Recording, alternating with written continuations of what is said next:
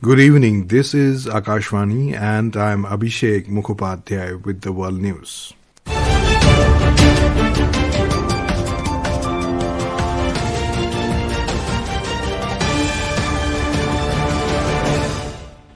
The headlines: India and Russia likely to sign several key agreements during Russian President Vladimir Putin's New Delhi visit from Thursday. Death toll in cyclone hit Sri Lanka crosses over 465. India intensifies humanitarian assistance under Operation Sagar Bandhu. New Delhi rejects Islamabad's claim of airspace denial, calling it another attempt to spread misinformation. Human Rights Commission of Pakistan expresses grave concerns over reports about harsh detention conditions for former Prime Minister Imran Khan.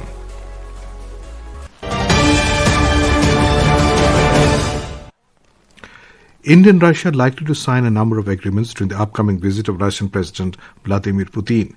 Russian President Vladimir Putin will be on a two-day state visit to India from Thursday to take part in the 23rd India-Russia Annual Summit. According to an official in External Affairs Ministry, agreements will be signed in areas related to trade, economy, healthcare, academics, culture and media.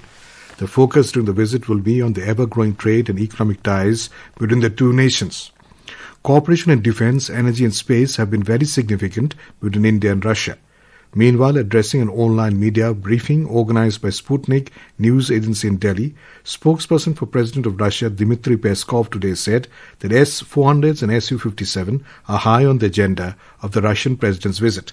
The Kremlin spokesperson stated that they are jointly looking for possibilities to increase imports from India to Russia. We have managed to ensure the growth of our trade volume for more than $63 billion. That's overall trade volume. It's quite significant, but the potential is much more higher.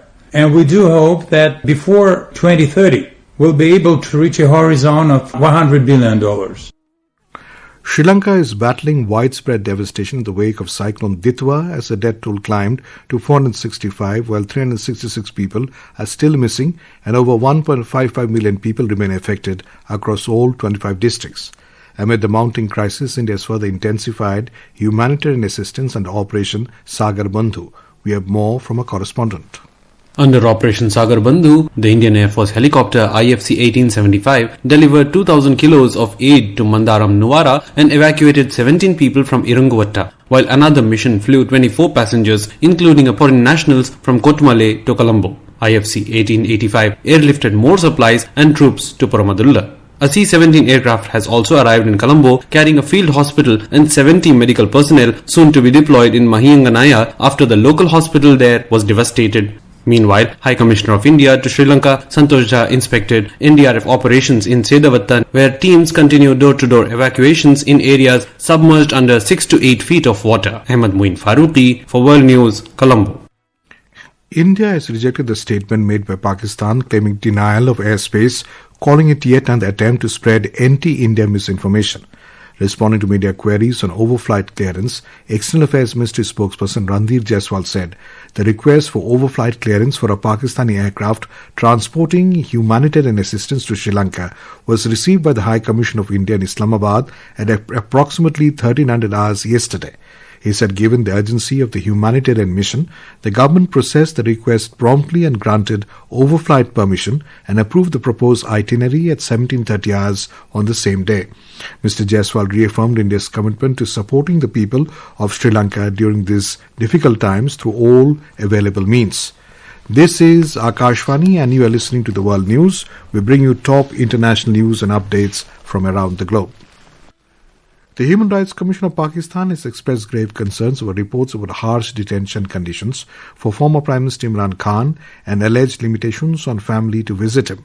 The rights body has urged the government to act and call on the federal authorities and the Punjab Home Department to review the situation. The Commission said all actions must follow constitutional protections for the Pakistan Tehreek-e-Insaf chief. It said international standards for humane treatment must be respected and Imran Khan's basic rights be ensured. Members of Pakistan Tehreek-e-Insaf PTI staged a protest outside the Islamabad High Court in Pakistan today amid growing concerns over the health of jailed former Prime Minister Imran Khan. They raised slogans demanding justice and political reforms. Meanwhile, one of the sisters of PTI chief was totally allowed to meet jail leader at Rawalpindi's Adiyala jail. In Peru, 12 people were killed and 20 others injured in a landslide in Amazon region. According to local authorities, 2 people are missing. Police and Navy crews have deployed a helicopter for search and rescue efforts. The disaster struck at dawn in the river port of Ipadia in Ucayali, about 415 kilometers from the capital city of Lima, hitting 2 passing boats. Among the victims are 3 children. Officials said fast-moving waters and whirlpools have complicated the operation during the current flood season. Both boats sank and the total number of passengers is still unclear. The US and the UK announced a deal yesterday to secure 0% tariff rate for all UK medicines exported to the US for at least 3 years. In return, the UK will spend more on new medicines. Under the deal, the US agreed to exempt UK-origin pharmaceuticals, pharmaceutical ingredients and medical technology from import taxes.